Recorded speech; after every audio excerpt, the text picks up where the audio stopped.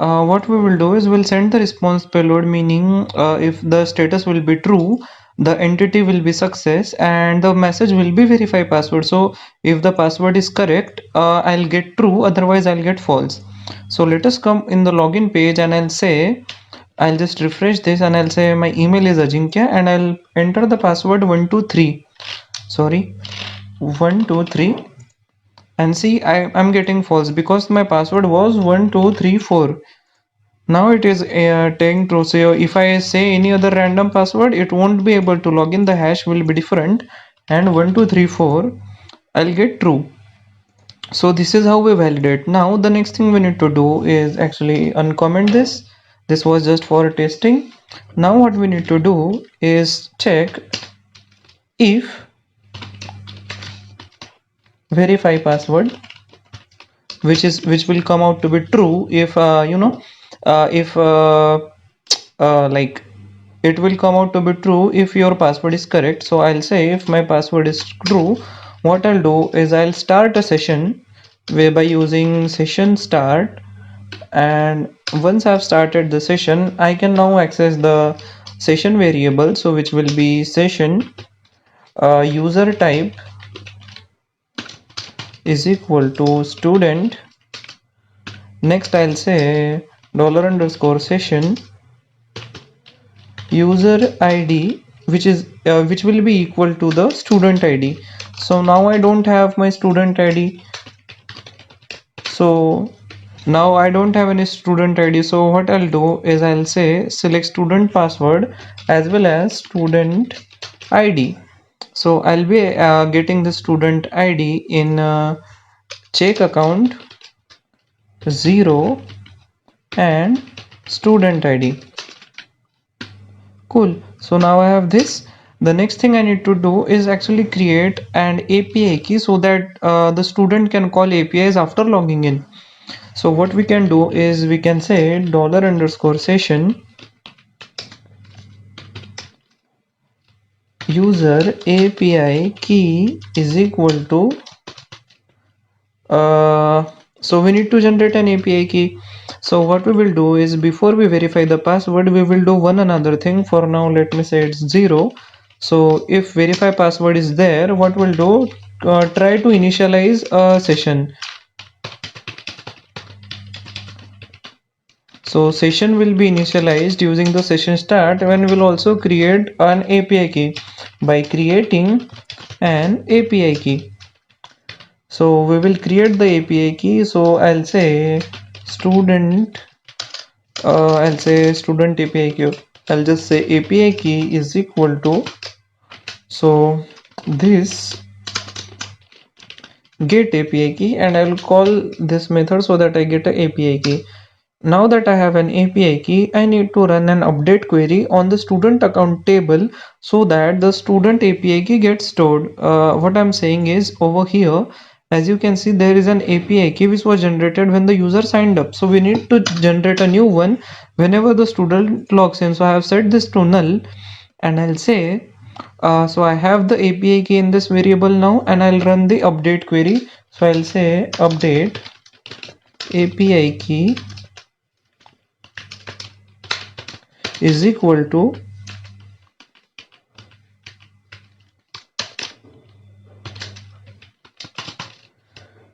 I'll say this database, and I'll call the update method. So in update I have to pass table is equal to student account. We have to say, I think we need to pass data, so I am not able to recall the API. So over here in database, what I need to send is API. We need to send table data, and we need to send the where condition. So the table is this. So data will be basically an array which will say student API key is equal to API key.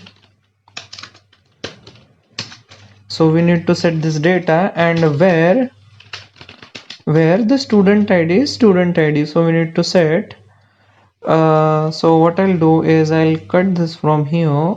I'll say this is student ID, and over here I'll create a variable saying student ID is equal to this one. Cool. So now I need to set this API key where student ID is this one. So I'll say where. So where will be an array. It will say student ID is equal to student ID. So we will create a API key and we will update it in our database.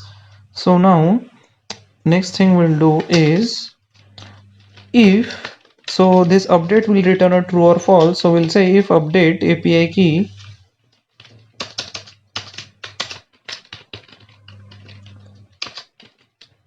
if update API key is true, we will say so now we'll start initializing the session over here. So I'll just move this in update API key. So we started a session, we said the student ID is this, and now we have the API key as well. So we have the API key and we'll say now this response payload is equal to an array where again we will say now everything went good. So we'll say status is true. We'll say next thing we need to say is entity. So entity is basically success and the message is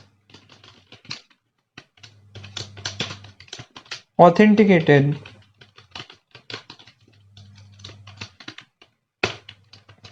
Cool. So now we have this. So why am I getting an error? Oh, I should use this. Cool. Okay. So now our API key is generated. So I'll say if new API key is generated and updated to table in the session. Now what I need to do before this is actually commit the transaction because we have not committed the transaction yet. So I'll say this db commit. So I'll commit the changes and after that session start and I started the session, I sent the response. Now if we are not able to initialize the session, we need to send this response saying this response payload. Now this will be again an array which will say status is false, entity will be an error, and the message will be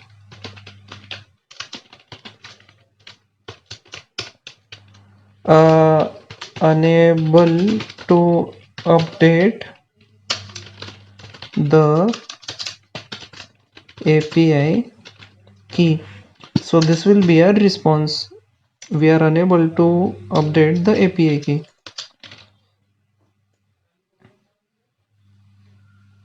Cool. So okay, this will be my entity and after this I'll say this db rollback. So I don't want to commit any changes I made if I'm not able to initialize the session and all, and I'll have to add another this please try again later.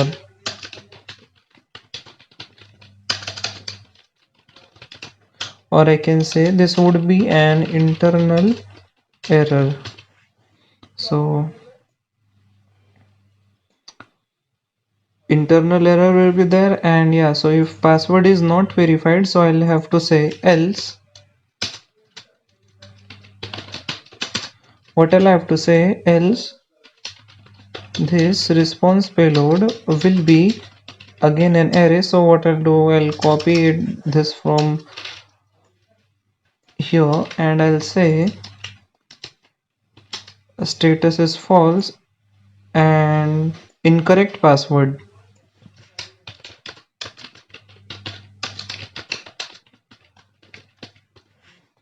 So this is it.